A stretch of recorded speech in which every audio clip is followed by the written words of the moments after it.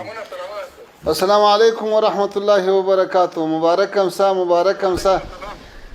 دا سپلو خیر اوسې تاسو دې مبارک دې زیات او ټول ته دې ټول هیواد ته دې دا بریا مبارک.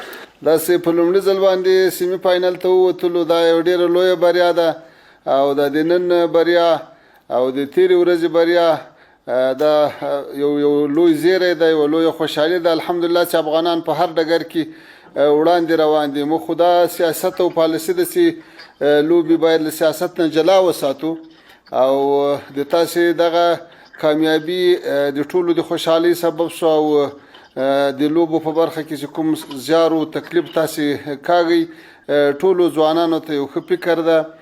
ځوانان له ډېرو غلطو فکرونو، له نشو او له اختلافاتو نه راګرځي. دا ټولو کې د تاسې خیر ده. نو دا چې تاسې په هر میدان کې د افغانانو شمله هسکه ساتئ، تاسې ته دې مبارک وي، ټولو افغانانو ته دې مبارک وي او الله تعالی دې نور توفیق درکړي. په مخ کې دوه لوبې چې پاتې دي هغو کې بریا درته غواړو او ښه آمادګي او ښه احتیاط. انشاءالله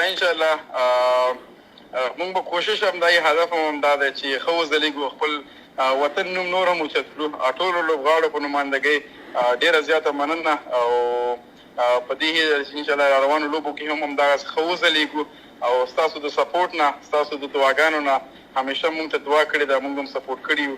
نو نړۍ مننه او انشاءالله لوبډله ډېره چمتو ده په دې چې دا روانو لوبو کې دې نه هم ښه وځلیږو او خپل هیواد ته نورې خوشحالۍ هم راوړو. د خیر الله تعالی مو له بریاو نه برخمن لره. خدای تعالی م کامیابه راستانه که.